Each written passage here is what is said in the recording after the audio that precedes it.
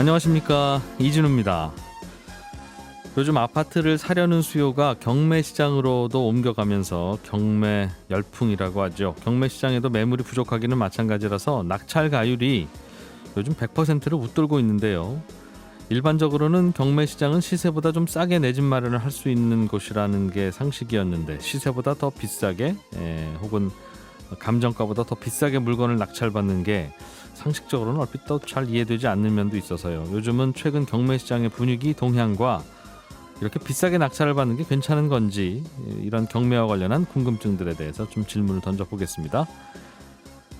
집에서 혼술을 즐기는 사람들이 많아지고 마시는 술의 종류나 술 시장에도 이런저런 변화가 많이 생기고 있는 것 같아요. 오늘 트렌드 리포트 시간에는 최근의 술 소비 트렌드에 대해서 살펴보겠습니다. 손에 잡히는 경제 플러스 바로 시작합니다. 네, 요즘 부동산 경매 시장 분위기 한번 알아보겠습니다. 지지옥션의 이주현 선임연구원 나오셨습니다. 어서 오세요. 네, 안녕하세요. 네, 지지옥션이라는 회사는 경매 정보를 좀 취합하고 분석하고 트렌드도 뭐 들여다보시고 하는 회사입니까? 네, 맞습니다. 이 법원에서 진행하는 경매 사건을 좀 더 이제 쉽게 검색하고 뭐 등기 사항 등 이제 각종 서류들을 봐야 하잖아요. 예. 이제 그런 것들을 여러분들이 쉽게 볼 수 있도록 하고요. 법적으로 문제될 소지가 있는지 그런 뭐 권리 분석, 예, 그런 것도 저희가 이제 유사한 자세하게. 서비스 회사들이 꽤 있더군요. 네, 맞습니다. 그렇다 보니 이런저런 이제 경매 시장의 분위기나 흐름을 들여다 보시는 게 일일 것 같은데. 네, 주로 하는 일이죠. 예. 사실 이제 대법원 홈페이지에서도 이 경매 물건의 대략적인 정보는 얻을 수는 있어요. 네. 근데 이제 사람들이 일일이 하나하나 그 각종 서류를 이제 열람하면서 분석한다는 게 이제 쉬운 일은 아니거든요. 예. 그래서 이제 저희 사이트 그런 같은 걸 경우는 보기 좋도록 다시 그렇죠. 재가공하는 서비스들이 네, 무슨 맞습니다. 옥션, 무슨 경매 하는 네네. 회사군요. 네. 예. 코로나 때문에 경매 시장도 한동안 문을 닫았었어요. 법원이 안 열리니까. 그렇죠. 뭐 올해 뭐 7월 중순만 해도 이제 수도권 대부분의 법정이 이제 휴정에 들어갔었거든요. 뭐 지금은 이제 거의 다 이제 정상화가 되긴 했는데, 뭐 그러다 보니까 이제 한동안 묶여 있던 이런 경매 물건들이 뭐 지금 이제 한 번에 나오게 되고 있는 거죠. 예. 예, 그러다 보니까 뭐 대기하던 입찰자들이 이제 대거 몰리면서 뭐 낙찰률이 좀 크게 상승하고 있는 추세입니다. 대기하던 물량이면 매물일 텐데. 매물도 그렇고요. 대기하던 수요자들도 입찰을 그래서- 참여하고자 하는 사람들도 마찬가지고요. 그래서 매물이 많으면 좀 싸게 팔릴 거고, 그렇죠. 그래도 수요자가 많으면 비싸게 그렇죠. 팔릴 텐데 네네, 분위기는 맞습니다. 어떻습니까? 지난달 그 전국 경매 낙찰률을 보면은요, 42.6%를 기록했는데요. 뭐 이 말은 뭐 8월에 뭐 예를 들어서 100건이 경매로 나왔다면 한 40건 이상이 뭐 낙찰이 됐다는 그런 뜻입니다. 예. 뭐 작년까지만 해도 이제 매월 낙찰률이 30%대에 머물렀었는데요.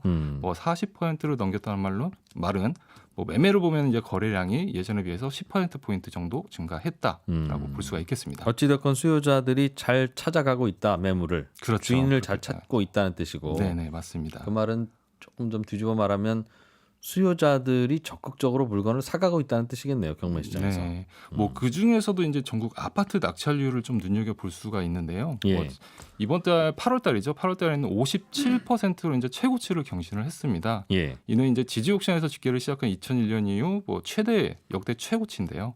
그만큼 이제 경매 그래요? 시장에서도 특히 이제 아파트에 대한 인기가 상당히 높다라고 볼 수가 있겠습니다. 아파트는 경매 나왔다 하면 절반 이상이 바로 1차에서 주인을 찾아간다는 뜻이네요. 네네, 맞습니다. 이게 2001년 이후에 역대 최고치예요. 네. 보통 경매 시장에 나타나는 지표 통계는 낙찰 가율이라는 게 있던데. 그렇죠. 네, 조금 전에 맞습니다. 말씀해 주신 낙찰률은 매물이 10개 나오면 몇 개나 그때 바로 팔리냐 하는 거고. 네. 낙찰 가율은 뭐 감정가 10억짜리 아파트가 네. 뭐 얼마에 낙찰되냐에 따라서 12억에 낙찰되면 120%, 그렇죠. 8억에 낙찰되면 80%, 네네네. 이제 그런 거죠. 네. 요즘은 어떻게 나타나고 있습니까? 이제 뭐 그 낙찰가율에 대해서 이제 설명을 주셨지만, 예. 뭐 제가 좀 더 자세하게 설명을 드리면, 네. 이 경매 감정가 대비 이제 낙찰 가격의 비율을 의미를 하거든요. 네. 근데 뭐 주거 시설 중에서 뭐 가장 낙찰가율이 높은 용도는 현재 지금 아파트로 나와 있고요. 뭐 지난달 8월이죠. 전국 아파트 낙찰가율이 106.7%를 기록을 했어요. 근데 올해 이제 1월부터 100%를 넘기기 시작해서 예. 8월에 106.7%를 기록해서 이제 이것도 이제 역대 최고치를 경신을 했는데요. 예. 뭐 지역별로 보면은 인천 아파트가 123.9%로 가장 높았습니다. 낙찰 가율이. 네. 잠깐만요. 이 말은 네. 낙찰가율이 123%라는 건 10억짜리 아파트가 12억 3천만 원에 낙찰됩니다. 그렇죠. 평균 그 말이잖아요. 네, 네, 맞습니다. 그러면 왜 비싸게 낙찰을 받아가세요? 왜 그런 거예요? 뭐 인천 같은 경우는 예. 일단 탈서울 인구가 일단 수요가 그쪽으로 많이 이동을 하고 있고요. 예. 그다음에 이제 광역 교통망이 많이 해소가 되면서 네. 접근성이 더 좋아지기 때문에 그쪽으로 많이 이동을 하는 게 아닌가. 인기가 있는 건 알겠는데 네. 제 말은 그래도 10억짜리 아파트는 10억에 사고 네. 20억짜리 아파트는 20억에 사야지. 왜 경매라고 해서 10억짜리 아파트를 12억 3천만 원에 사가냐. 네, 그 동네 네. 가면 10억, 11억짜리 아파트가 없어요? 없을 가능성이 큽니다. 일단 뭐 경매 입찰을 하시는 분들이 네. 기본적으로 이제 실거래 가격을 조사를 하고요. 네. 그다음에 호가가 얼마인지를 조사를 해서 네. 그걸 참고해서 이제 낙찰가를 정하게 되는데 음. 기본적으로 이제 낙찰가가 감정가보다 높다는 얘기는 네. 감정가 수준의 매물이 없다라고 볼 수도 있는 거거든요. 아, 그러면 감정 가격이라고 해서 나오지만 그게 시세보다 저렴하게 나온 감정가다. 그렇죠. 네네. 시세는 그럼 12억 3천만 원이 시세고 그럴 수 있죠. 감정가가 10억이라서 낙찰가율은 120% 나오지만 실제 시세는 낙찰된 가격이 시세다 그 말이군요. 그렇죠. 오히려 이제 낙찰된 가격은 이제 호가보다는 낮을 가능성이 크거든요. 시세보다는. 네네. 근데 담은 얼마라도 싸니까 경매 시장에 그렇죠. 오셨을 테지. 그렇죠. 낙찰에 성공하기 위해서 비싸게 사가시는 분은 그렇죠. 없을 거 그럴 아니겠어요. 이유는 전혀 없죠. 경매를 할 어. 이유가 없기 때문에. 그 말은 그럼 감정가가 낮게 형성됐다는 뜻인데 왜 감정가를 시세대로 안 하고 감정가를 낮게 형성을 시킵니까? 경매 절차를 제가 잠깐 설명을 드리면요. 예. 일단 어떤 채권자가 이제 부동산에 대해서 경매 신청을 하면 보통 법원에서는 바로 2, 3일 내에 이제 감정 평가 명령을 내리거든요. 네. 그래서 이제 바로 감정 평가를 하고 어떤 절차를 다 거치다 보면은 최소한 6개월이 지나야지 입찰에 참여할 수 있는 기간이 정해집니다. 그러면은 지금같이 이제 아파트 가격이 급등하는 상황에서는 예. 6개월 전에 매겨졌던 감정 가격이 지금 현재 시세를 전혀 반영할 수가 없다는 거죠. 그래서 이제 현저히 저렴하게 보이는 거고요. 그럼 인천 아파트 낙찰가율이 123%라는 말은 최근 6개월간 인천 아파트가 23% 정도 올랐다는 말하고 비슷하겠네요. 네, 낙찰가율도 많이 올랐고요. 7월에 비해서는 5.4% 포인트가 올랐어요. 그러니까 낙찰가율이. 그만큼 이제 급등을 하고 있다라고 예. 볼 수가 있는 거죠. 지방에서는 어느 동네가 좀 더 이 낙찰가율이 높습니까? 즉 최근에 많이 오른 지역이 어디냐는 질문과 비슷해질 텐데. 네, 지방에서는 뭐 광역시에서는 광주광역시를 제외하고는 뭐 모든 광역시가 이제 100%를 다 넘겼고요. 예. 뭐 경기도를 제외한 8개 도 중에서는 뭐 유일하게 이제 전북만 100%를 넘겼는데 뭐 그렇다고 해서 나머지 지역들의 낙찰가율이 지금 하락하고 있냐? 또 그렇게 볼 수는 없거든요. 네. 뭐 비규제 지역으로 중심으로 해서 뭐 충북, 뭐 충주시나 뭐 강원도 원주시 등의 뭐 낙찰가율을 보면은 뭐 지속적으로 상승하고 있는 추세입니다.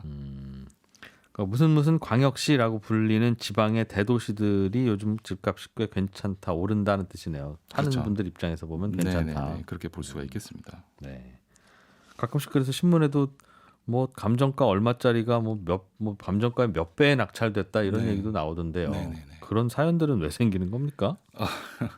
일단은 뭐 이제 투자 수요들이 예. 수도권에서 일단 법인이나 다주택자들이 이제 투자를 하기가 상당히 좀 까다롭거든요. 예. 그래서 이제 지방 쪽으로 많이 눈을 돌리고 있는 상황으로 보여지고요. 예. 특히 이제 비규제 지역이나 아니면 이제 공시 가격 1억 원 이하의 그런 아파트들은 뭐 다주택자나 법인들이 취득을 했을 때 예. 취득세 중과 규정이 적용이 안 되기 때문에 예. 상대적으로 이제 좀 이득을 볼 수가 있는 그런 기회가 있죠. 그렇군요. 예. 그래서 가끔씩은 뭐 재미있는 사례들도 좀 나오고 있는데 요즘 경매 시장에서 좀 재미있게 입에 올랐던 사례들은 어떻게 있어요? 네, 대표적인 사례를 제가 하나 소개를 드리면은요. 예. 충북 충주시 그 교연동에 있는 아파트가 예. 얼마 전에 이제 낙찰이 됐었습니다. 예. 근데 감정 가격이 4,800만 원이었는데 네. 무려 당일날 50명이나 입찰에 참여를 했어요. 오. 그래서 이제 감정 가격의 246%인 1억 1,820만 원에 낙찰이 예. 됐습니다. 예. 뭐 충주 같은 경우는 이제 대표적으로 이제 비규제 지역이고 이제 해당 아파트 공시 가격을 보니까 1억 원이 넘지를 않더라고요. 그래서 아무래도 많은 사람들이 이제 참여를 하게 된 것 같고 네. 또 이제 86년도에 지어진 저층 아파트이기 때문에 네. 나중에 이제 재건축 호재가 있지 않나 아. 이렇게 생각이 됩니다. 그럼 최근에 이 아파트는 그 동네에서도 많이 올랐다는 뜻입니까? 그렇죠. 그렇게 볼 수가 있고요. 음. 지금 낙찰자는 또 법인으로 나타나 있는데 아무래도 네. 이제 법인이나 다주택자들이 많이 눈을 돌리고 있는 게 아닌가. 투자용으로. 네, 그렇게 생각이 됩니다. 그렇군요. 감정가 4,800만 원짜리가 1억 원 넘게 거래가 됐다. 요즘 지방의 그 이른바 좀 저가 아파트들이 이런 식으로 집값이 뛴다고 하긴 하더군요. 네, 그런 뉴스들도 많이 나오고 있죠. 예, 알겠습니다. 그 유찰이 되면 가격이 떨어지는데 네. 당연히 요즘은 유찰이 많이 되지는 않겠죠? 그렇죠. 이제 서울 같은 경우는 이제 한 번 유찰되면은 20%씩 저감이 되고요. 예. 뭐 인천 같은 경우는 이제 30%씩 저감이 되는데요. 음. 뭐 법원마다 약간 틀리긴 합니다. 네. 근데 아파트는 거의 이제 유찰되는 경우를 볼 수가 없어요. 거의 감정가보다 보다 이제 더 높게 비싸게도 뭐. 높게 낙찰이 되기 때문에. 예. 근데 뭐 상가나 이제 토지 같은 경우는 이제 한 번 정도 유찰이 되는 경우는 많이 있습니다. 네. 왜냐하면 이제 주택보다는 아무래도 뭐 입지나 상권이나 뭐 이런 것들이 분석해야 할 게 많다 보니까 예. 뭐 한 번 유찰을 시키면서 관망을 해보는 그런 경향이 좀 있는 것 같습니다. 방송 들으시는 분 중에 청취자 중에 김진아 씨께서 서울에는 토지거래 허가구역이 있잖아요. 네네. 집값 많이 오르는 지역에서는 실수요자만 사야 됩니다. 구청한테 허락받고 거래하세요 하는 네. 지역이 있는데 네. 여기서는 혹시 그 동네 아파트를 경매로 낙찰받으면 네. 실수요자 아니라도 낙찰은 받을 수 있습니까? 아니면 그조차도 실수요자여야 경매에 낙찰을 받고 소유할 수 있습니까? 경매에 어떻게 보면 이점이라도도 할 수가 있는데요. 예. 토지거래구역 허가구역 내에 있는 그 주택을 매매할 때는 허가를 받아야 하는데 네. 경매 같은 경우는 허가를 따로 받지 않아도 됩니다. 네. 그렇기 때문에 뭐 청담동이나 압구정동, 뭐 성수동에 나오는 아파트들은 네. 거의가 뭐 더 높게 낙찰이 되고 있어요. 더 희소성이 있기 때문에. 그러니까 실수요자 아니라도 살 수 있는 유일한 네. 방법이 경매 낙찰이니까. 네네. 그리고 또 한 가지 말씀을 드리면 예. 자금 조달 계획서 제출 의무도 없습니다. 경매로 낙찰받는 건. 네. 그렇기 때문에 아무래도 이제 현금을 많이 보유하신 분들이 네. 오히려 이제 경매 시장으로 많이 진출을 하고 있는 그런 형국이죠. 그럼 경매로 받을 때는 경락자금 대출이라는 게 있었는데 과거에. 지금은 예전에는 이제 경락자금 대출이 일반 매매보다는 많이 나오긴 했었는데요. 네. 지금은 어차피 이제 대출 기준은 똑같이 적용을 받아요. 똑같이 그래서 적용돼요? LTV나 DTI는 똑같습니다. 다 보고 네. 낙찰받는 분이 다른 부채가 많으면 또 안 빌려주기도 하고. 그렇습니다. 네.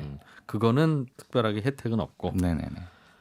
최근에 서울 화곡동 일대에서 대규모 빌라가 여러 채가 네. 경매 시장에 대거 나왔었다. 네. 이런 뉴스도 있던데 네. 이건 무슨 얘기입니까? 화곡동 일대 이제 그 빌라가 상당히 많이 나왔어요. 네. 근데 이 지역에 있는 경매 물건을 제가 분석을 해보니까 다른 지역에 나와 있는 경매 그 빌라보다는 약간 특이할 만한 상황이 좀 있더라고요. 예. 바로 이제 경매 신청 채권자가 거의 다 임차인이거나 아니면 전세 보증을 해줬던 그 주택도시보증공사 허그라고 하죠. 예. 자, 이런 기관에서 이제 경매 신청 건수가 상당히 많았습니다.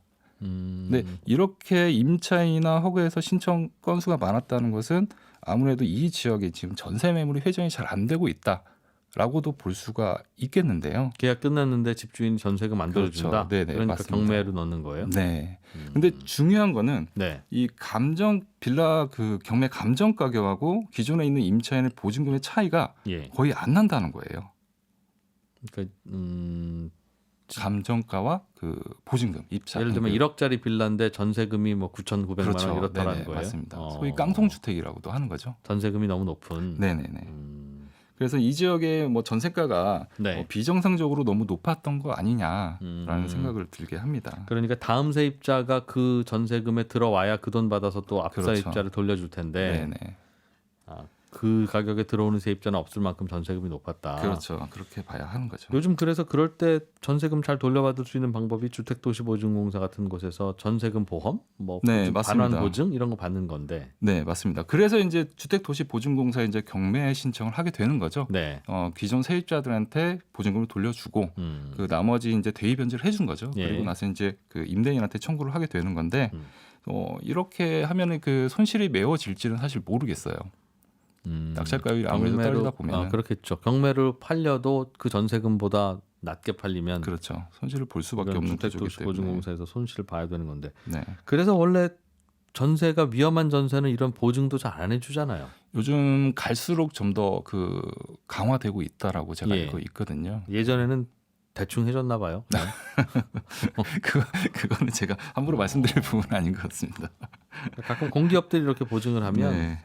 사기업이라면 안 해줄 보증을 세입자분들 뭐 딱 한 대 그냥 해드려야지 하다가 이제 나라 돈 날리고 하는 경우도. 네. 근데 아무래도 있어서. 이제 임차인들을 좀 더 보호하는 목적이 더 크다 보니까 네, 그렇게 된 것 같고요. 예. 아무래도 이런 상황이 일어나는 거는 뭐 아파트 전세 가격이 너무 상승해서 이 빌라 가격도 뭐 거의 부르는 게 값이 아니었나 뭐 이렇게 그래서. 생각도 들기도 합니다.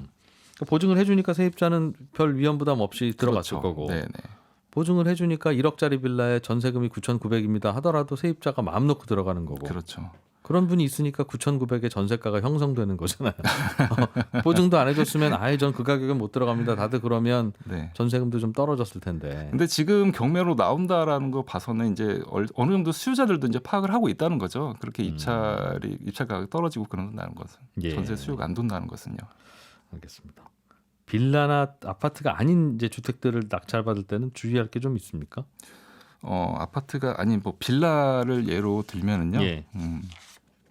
빌라 같은 경우는 뭐 우리가 실거래 가격을 이렇게 아파트만큼 조사하기는 상당히 힘들거든요. 예. 아파트는 뭐 같은 단지 내에 있는 그런 평형대나 구조, 뭐 인근 아파트 평형대나 구조를 이런 거를 잘 알 수 있지만 네. 빌라 같은 경우는 뭐 개별성이 워낙 강하기 때문에 그런 것들을 쉽게 파악하기가 힘들어요. 어떻게 합니까? 그럼 전문가들은 보통 어느 정도의 낙찰 받으면 잘 받았네라고 할 수 있는 가격대를 어떻게 판단해요? 일단 발품을 많이 팔아야 합니다. 그 동네 비슷한 빌라가 네, 얼마인지? 네. 그리고 뭐 여건도 좀 같아야겠죠. 뭐 예. 주차장이라든지 예. 잘 갖춰져 있는지, 인프라가 잘 갖춰져 있는지 이런 것들도 같이 비교를 해봐야 하는 거고요. 예.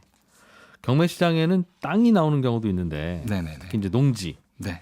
농지가 나오면 이거는 요즘엔 도시인들은 못 받습니까? 아니면 낙찰은 똑같이 받을 수 있습니까? 최근에 이제 농지법 일부가 개정이 됐어요. 예. 그래서 이제 원래 도시인들도 뭐 농지를 이렇게 낙찰 받는데 그렇게 큰 제한은 없었거든요. 예. 근데 만약에 이제 경매로 농지를 낙찰을 받으면 그 일주일 안에 그 농지 취득 자격 증명서라는 것을 법원에 제출을 해야지 이제 허가를 받을 수가 있습니다. 예. 자, 근데 이제 최근에 이제 LH 투기 사태로 약간 이런 부분이 약간 강화가 됐어요. 예. 뭐 예를 들어서 예전에는 뭐 도시인이라 하더라도 1,000제곱미터 이하의 농지는 뭐 주말 농장용으로 이제 쉽게 취득을 할 수가 있었는데요. 지금은 뭐 정확한 영농 계획을 밝혀야지 이 농지 취득 자격 증명서를 발급을 해주고요. 그다음에 올해 8월 17일부터는 토지가 만약에 농업진흥지역에 소재한다 그러면은 아예 발급이 불가능합니다. 농업진흥지역이라고 되어 있는 곳에서는 낙찰 받으면 안 된다. 도시인들은. 그렇죠. 네. 그래서 아무래도 이제 이 투기 목적이 아닌 사람이더라도 예. 이 농지 취득이 상당히 까다로워졌다는 점 참고하시길 바라겠습니다. 정확한 영농 계획을 발표해 준다는 건 그 심사하는 분이 봐서 네, 이분은 서울에 직장 있으신데 이렇게 그렇죠. 뭐 이거 어떻게 해? 네, 안 돼. 맞습니다. 진짜 본인 기준으로 판단하겠다는 거라서 그렇죠. 이게 통과될지 안 될지 모르니 함부로 낙찰 받았다가는 계약금만 날리는 겁니까? 아니면 그렇죠. 이제 그게 이제 불허가 나면은 네. 그 입찰을 할 때 제출했던 보증금 돌려받지 못하거든요. 아하, 그렇기 때문에 본인 미리 사정으로 좀- 못 받은 거니까. 그렇죠. 미리 알아봐야겠죠. 야, 그건 또 좀 주의해야 되겠네요. 네네. 경매 시장 오랫동안 들여다 보셨으니까 요즘 특히 이제 경매 시장에서라도 내 집 마련을 좀 해야 되겠다. 매물들이 네. 워낙 없고 가격 계속 치솟으니 하는 분들이 많다는 건 느끼실 텐데 네. 혹시 뭐 같이 그런 거 고민하고 들여다 보시면서 이런 건 좀 알고 계셔야 되는데 할 만한 게 남아 있는 게 있어요? 네, 좀 간략하게 제가 네. 좀 정리를 해드리면요. 예. 일단 경매를 할 때는 가장 기본적으로 권리 분석을 좀 할 줄 알아야 돼요. 뭐 그러기 위해서는 이제 꾸준한 공부가 선행되어야 하는 거고요. 예. 뭐 주택이나 상가는 특히 뭐 임차인은 보증금을 인수하는 경우가 상당히 많거든요. 네. 그래서 이제 임대차 보호법 등 기본적인 법률은 숙지를 하고 계셔야 하고요. 음. 그리고 입찰가 산정할 때 어떤 법원의 분위기에 또 흔들리지 않는 그런 소신도 필요합니다. 그러니까 법원 입찰장에 가면 이제 괜히 비싸게 사지 마라. 그렇죠. 입찰장에 가면 사람들이 굉장히 많거든요. 그러면은 은근히 또 이게 경쟁 심리가 발동을 해가지고 예. 자신이 생각했던 것보다 더 높게 써내는 경우도 많이 있습니다. 지금도 거기 가서 해야 돼요? 온라인으로 할 수 있는 방법은 없습니까? 온라인 입찰은 공매밖에 안 돼요. 지금 경매는 법원에 네, 가야 된다. 무조건 법원에 가야 합니다. 네, 그리고 또 입찰표 작성할 때도 좀 주의를 하셔야 하는데 예. 입찰표 작성을 우리가 이제 수기로 해야 하거든요. 예. 손으로 직접 써서 예. 이제 내다 보니까 금액을 잘못 쓰시는 분들이 계세요. 그 실수는 안 봐줘요? 네, 안 봐줍니다. 예를 들어서 뭐 내가 5억의 낙찰을 받고 싶었는데 네. 실수로 한 단위를 더 높이 쓰는 거죠. 그래서 50억. 50억에 낙찰을 받는 경우도 있습니다. 그리고 나서 계약금은 다음에 냅니까? 계약금 내고 낙찰받는 겁니까? 쓸 때 일단 내는 입찰 겁니까? 보증금을 내고 입찰표를 작성하잖아요. 예. 그리고 나서 이제 낙찰이 되면은 보통 한 달 반 후에 이제 나머지 잔금을 다 내야 돼요. 그러니까 숫자를 잘못 쓰면 네. 계약금을 낼 때 네. 이거 계약금 잘못 내셨거나 숫자를 잘못 쓰셨네요가 바로 참고해서 안 잡힐 것 됩니다. 법원은 그게 안 되고요. 네. 만약에 입찰표를 잘못 써서 네. 낙찰이 되잖아요. 그럼 이제 그 사람이 최고가 매수 신고인이 되는 거예요. 그럼 나중에 이제 잔금을 못 내겠죠. 5억짜리 50억에 샀으니까. 그러면 예를 들면 5억짜리인데 50억에 써놓은 분은 네. 계약금 낼 때 네. 5천만 원만 내셨을 거 아니겠어요? 그렇죠. 그럼 50억이라고 써내면서 계약금은 5천만 원만 내는 이분의 그렇죠. 입찰표를 받아줍니까? 네, 그럼요. 받아줍니다. 그러니까 좀 이제- 이따가 계약금 나머지는 더 내시겠지라고 생각하고. 그렇죠. 아. 그거를 이제 봐주지 않겠다는 거죠. 그런 실수를. 알겠습니다. 네. 그건 좀 가려서 해주시면. GG 옥션의 이주연 선임연구원이었습니다. 고맙습니다. 네, 감사합니다.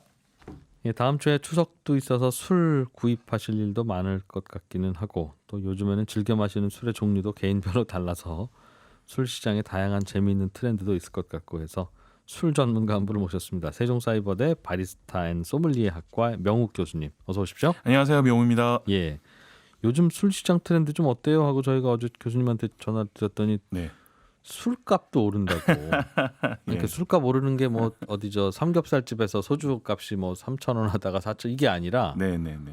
고급 술이 뭐 주식 오르듯이 오르고 맞습니다. 부동산 오르듯이 오른다 그 말이죠. 맞습니다. 네. 뭐가 그렇게 올라요?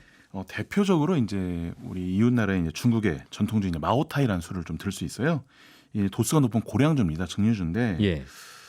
이 제품을 만드는 이 마오타이라는 회사에 음. 시가총액이 한때 400조 원, 500조 원도 넘은 적이 있었어요. 술 만드는 회사가. 네. 예. 이게 이제 뭐 인공지능 회사도 아니고 음. 뭐 IT 회사도 아닌데 예. 정말 아날로그하게 술만 만드는 회사잖아요. 근데 뭐 한때 삼성전자보다 높기도 했고 예. 지금 좀 조정이 돼서 뭐 400조 원 전후가 좀 되는데 음. 여전히 중국 상하이 시장에서는 1위를 차지하고 있는 종목입니다. 예. 근데 정말 신기한 게 이 삼성전자보다 매출이 시가총액은 비슷한데 매출 규모는 엄청나게 낮다는 거예요.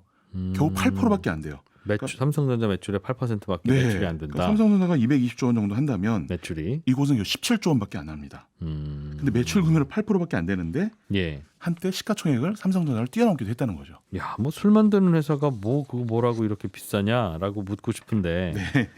이게 보통 술이 아니라는 게 그들의 답이라면서요? 뭐 그저 보통 술들이 아닌 것도 있는데 결국 뭐 아시다시피 이제 심리적인 요인이 많이 작용을 하고 있습니다. 이게 이제 마오타이라는 술 자체가 예. 마시는 술이 아닌 음.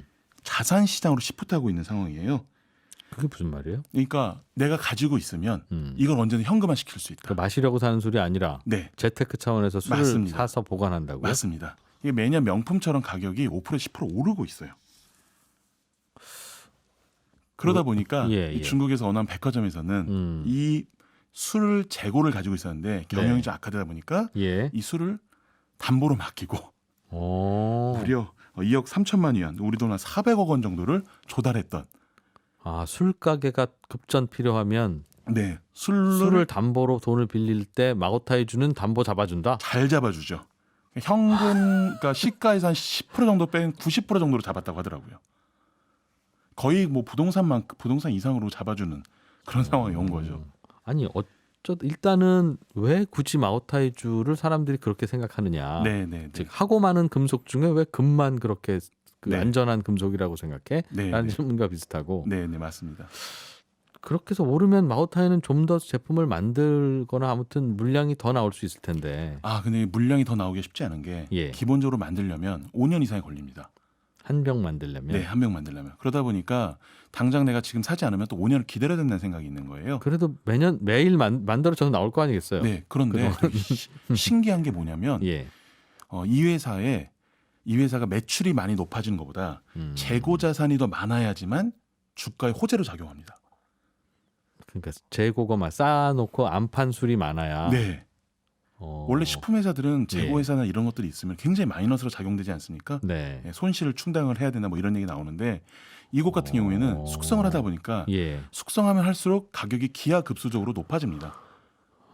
그리고 또 매년 가격이 오르다 보니까 올해 가격보다 내년 높을 거야. 그래서 안 팔고 재고 자산을 가지고 있으면 더 주가가 오르는 좀 네. 기이한 모습을 보이는 것이 또 이런 또 마오타이의 모습이기도 하죠. 이거는 그럼 이것도 무슨 뭐 발렌타인 몇 년 이런 것처럼 네네. 이 마오타이 몇 년, 뭐 네. 30년, 50년 이런 게 있습니까? 나름 있습니다. 그러니까 뭐 발렌타인처럼 뭐 12년, 뭐 18년, 뭐 30년 이렇게까지는 아닌데 네. 나름 뭐 30년 숙성이다, 15년 숙성이다 이런 것들은 나름 구분을 갖고 하고 있고요. 실내로 이제 30년 이상 숙성한 것들은 경매에서 15억 원 한 병에 30년이네요. 그렇게 낙찰이 되기도 했고요. 뭐 좀 낮은 가격으로는 예전에 그 김정은 위원장하고 시진핑 주석하고 그 건배주를 했었을 때는 예. 한 2억 원짜리 마오타이가 또 등장하기도 했었죠. 오래 숙성시키면 맛있겠죠? 맛있어요? 맛있어서 15억을 내는 거예요? 아니면 그 맛을 아는 사람이 잘 없습니다. 그럴 것 같은데. 예. 맛있겠거니 하고 이제 음. 마시기 위해서 사는 게 아니고, 근데 다만 이제 그 화학적으로 봤을 때는 이 술이 오래되면 오래될수록 알코올 분자와 이 물 분자가 잘 서로 그 회합되면서 맛이 네. 부드러워지는 것들이 있고, 아니 아무리 맛이 부드러워도 그게 그러니까 이게 한 잔에 얼마예요? 그 15억짜리 그래서 마오타이 한 잔. 마시면 안 됩니다. 마시면 남한테 좋은 일을 시킨 겁니다. 왜냐하면 내가 마시면서 그 술이 없어지면서 네. 남이 똑같은 술을 가지고 있으면 희소해지니까. 네, 그 사람의 술값이 올라가요. 그래서 가지고 있으면 남이 빨리 마시게끔 유도를 해야 됩니다. 묘하게 그렇게 가격이 형성되다 보면 네, 뭐 15억에 사서 20억에 팔지라고 생각하고 네, 또 15억에 네. 사는 분도 생길 테니까. 맞습니다. 네, 네, 네. 안 사는 분들이야 저게 이해가 안 된다고 하겠습니다만 뭘로 만든 술이길래 그렇게 됐어요? 이게 이제 그 간단합니다. 수수로 만들었습니다. 수수. 수수를 이제 한자로 고량이라고 하고요. 예. 그러니까 고량 준 거죠. 뭐 이런 수수를 9번 찌고 8번 누룩을 넣어서 뭐 7번 술을 받아내서 뭐 좀 아까 말씀드린 것처럼 5년 이상 걸린다고 하는데 중요한 건 뭐냐면 이 과정도 과정인데요. 네. 더 중요한 게 이 중국 홍군이 한때 국민당에 쫓겨서 네. 도망 다닌 적이 있었잖아요. 대장정이라고. 네. 그때 항복할까 전투를 계속할까 그 고민하던 시기에 네. 치료제로 쓰이면서 이 마오타이라는 술을 마시고 다시 한번 싸우자라는 그 소울술로 이어지는 부분이 있고요. 네, 그러다 보니까 뭐 닉슨 대통령과 또 마오쩌둥 주석이 또 함께 마신 술이라든지 또 뭐 좀 아까 말씀드렸지만 김정은 위원장과 시진핑 주석이 마신 이런 홍군의 뭐라고 할까 이 정신적인 술로도 자리 잡혀 있는 것이 바로 이 술이기도 합니다. 이 나라를 그 자본주의로부터 구해낸 네. 거꾸로죠 그 나라는 사회주의니까 맞습니다. 그런 그런 부분도 술이다라고 해서 네네네.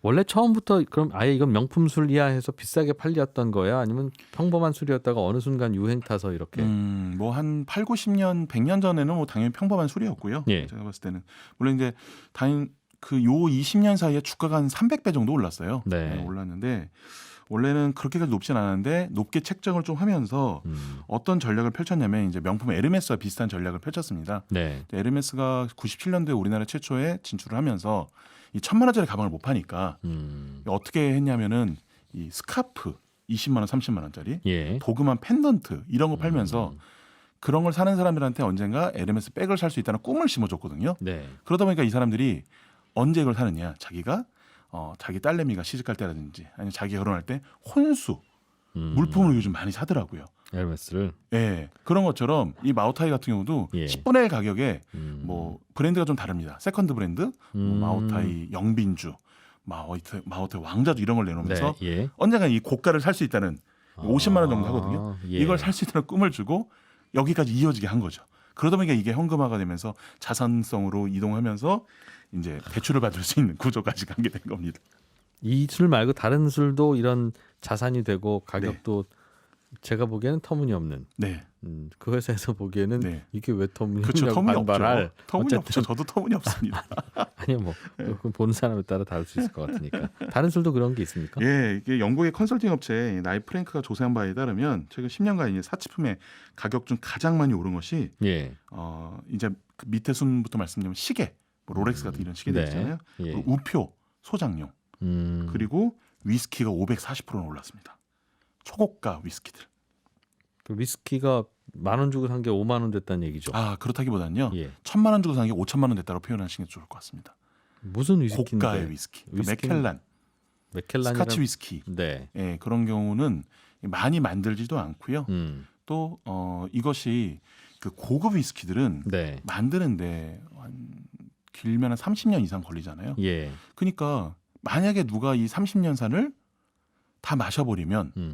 내가 그 위스키를 마시고 가지는데 네. 30년이 걸리는 거예요. 아니 그럼 그냥 15년산 마시면 되지. 그게 아이, 그 맛의 차이도 다르고 그 알겠습니다. 느낌이 다릅니다. 알겠습니다. 오늘 이 얘기는 네. 안 할게요. 그러다 그래서 보니까 그럼 어떤 브랜드가 주로 그렇게 자산이 되고 있습니까? 그러니까 이제 이쪽에서는 맥켈란? 이제 맥켈란이 있고 네. 가까운 일본의 위스키도 네. 얼마 전 홍콩 경매에서 9억 5천만 원에 50년산 산토리 위스키 야마자키라는 제품이 예. 낙찰이 됐어요. 예, 이해가 안 되시죠? 음, 근데 이게 뭐냐면 예. 이 증류소 양조장 같은 데에서는 한 3천만 원 정도에 출시를 했는데 네. 한정판이다 보니까 그걸 가지고 또 한번 경매에서 이렇게 출시 자체도 3천만 원이었어요. 네, 맞습니다. 그럼 맥켈란 뭐라고 하는 것도 출시가 1,000만 원 뭐 이렇게 나온 거가 오르는 겁니까? 그 주로 경매에서 그렇게 되고요. 예. 경매에서 가장 오른 것 중에서 가장 비싼 금액이 21억 원. 맥켈란 60년. 나올 때는 언제 나온 건데? 얼마에 나온 건데요? 그거는 아예 양조장에서 아주 옛날부터 가지고 있어서 그냥 아예 처음부터 경매로 가버린 겁니다. 이건 네. 아예 팔지도 않았던 물건이다. 네, 맞습니다. 예, 예. 보통 우리가 그럼 시중에서 뭐 발렌타인이니 무슨 조니 워커니 하는 거 샀다가 네. 30년짜리 비싼 거 샀다가 한 10년 후에 팔면 그거는 뭐 몇 배씩 오르고 그런 건 아닙니까? 근데 이제 그쪽에서 예를 들어서 그걸 만들던 분이 갑자기 예. 뭐 죄송한 말씀이면 좀 돌아가셨다든지 아니면 거기서 그 브랜드가 안 나온다든지 네. 재밌는 게 뭐냐면 지금 캡틴 큐라고 있잖아요. 예. 캡틴 큐라는 이 술이 예. 빈병만 몇만 원 거래됩니다 지금. 그거는 굉장히 대중적인 네, 위스키 맞습니다. 아니었어요? 네, 예. 대중적인 뭐 그 가짜 양주였죠 엄밀하게 말하면. 근데 네. 그것조차 빈병이 몇만 원에 거래될 정도고 안에 음. 내용물이 들어가 있는 경우에는 뭐 더 높은 가격에 판매되고 하고 그 있기 때문에 외역품질 좋은 위스키도 아닐 텐데. 추억이 있잖아요. 네, 그 아셨던 그 기억, 그래서 그때의 그 사람들 이런 것들이 얼마쯤에 이어지다 보니까. 거래돼요? 그거 그- 안 딴 거는 제가 봤을 때는 한 10만 원 정도. 10만 원 정도. 그게 2015년도에 단종됐는데 5천 원밖에 안 했어요. 그거야 다만 뭐, 이제 그거야 뭐 그런 시장이고. 그렇죠. 근데 예. 이제 개인 간의 거래는 원래는 불법입니다. 그것도 뭐 네, 그래서 왜요? 왜냐면은 이제 주류 안에 뭘 넣을 수도 있고 가짜가 많이 나올 수 있잖아요. 술을 사는 분은 마시려고 살 수 있는데. 네, 맞습니다. 그리고 또 세금에 대한 부분도 있어서 예. 그래서 이제 그 일본 같은 경우에는 이 전당포에서 위스키를 저당받고 대출을 해주는데 예. 이거를 감별해주는 위스키 감별사라는 직업도 나오게 됐어요. 그래서 네. 야, 참 재밌네요, 정말. 굉장히 독특하게 지금 흘러가고 있습니다. 그거야 뭐 그 취미를 모으는 분들의 뭔가 그런 시장이고 네, 네, 그냥 네. 신기하기만 한 거고. 네, 네, 네. 요즘 그 대중들이 마시는 술은 요즘 트렌드가 뭐가 있습니까? 일단 대표적으로는 예. 그 무알콜 맥주 시장이 굉장히 좀 커지고 있어요. 네. 아마 술을 드시는 분도 술을 안 드시는 분도 이해가 잘 안 되실 거예요. 예. 무슨 술 알코올도 없는 맥주가 그러게요. 잘 팔리냐라는 부분인데 아니면 마시지 말든가. 알코올이 그러니까요. 싫으면 마시지 말든가. 맞습니다. 예. 술이 먹고 싶으면 알코올을 마시든가. 맞습니다. 예. 무알코올 술이라는 걸 왜 마시냐? 네, 맞습니다. 근데 이게 뭐랑 이어지냐면 먹방하고 이어져요. 먹는 방송 우리가 봤을 때 네. 우리가 먹지 않는데 남이 먹는 것만 보고 즐거워지잖아요. 예. 재밌어지고 마찬가지로 알코올이 없는데 네. 내가 이 알코올이 있는 듯한 하지만 없는 이 무알콜 맥주를 마시면 네. 뭔가 플렉스한다는 느낌이 드는다는 거예요. 네. 술을 지금 먹을 상황은 아니지만 네, 네, 네. 그래도 뭐 콜라나 다른 음료 마시는 것보단 낫다. 맞습니다. 그리고 같이 마실 때 분위기를 또 해치지도 않고 알코올이 아예 없습니까? 1% 미만의 이런 음료를 가지고 기본적으로는 무알콜이라 부르는데 예. 이게 조금 더 세분화돼서 1% 미만의 아주 미량이 있는 것은 비알콜, 비알콜. 아예 없는 건 무알콜. 무알콜은 아예 없어야 돼요? 0.00% 이하인데 아예 없을 수는 없습니다.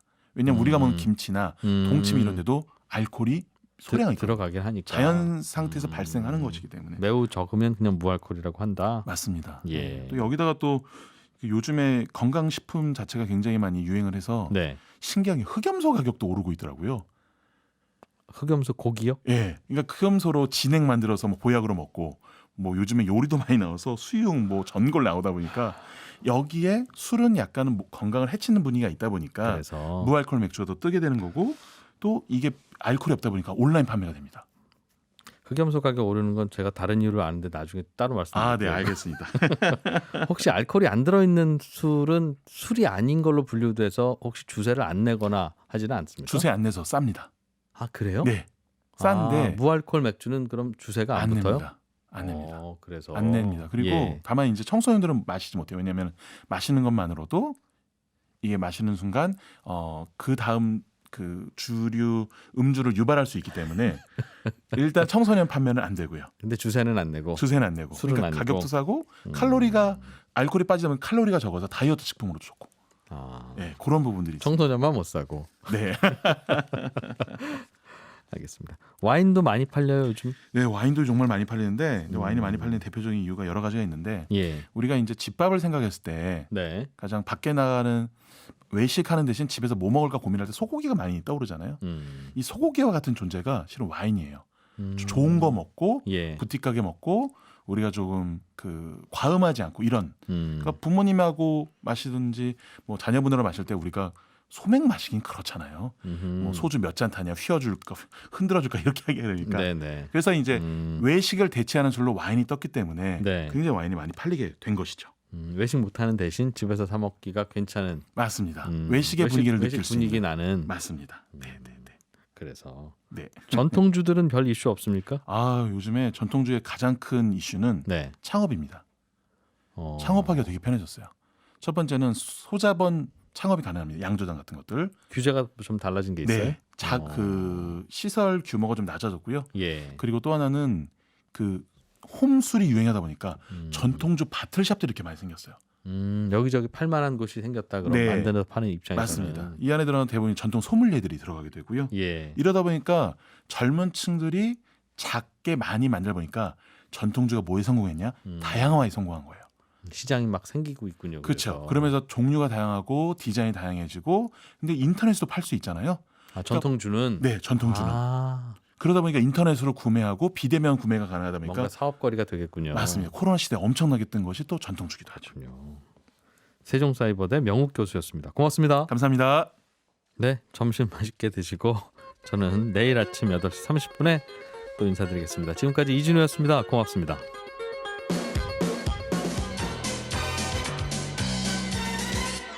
더 깊고 더 재미있는 경제 이야기. 이진우의 손에 잡히는 경제 플러스.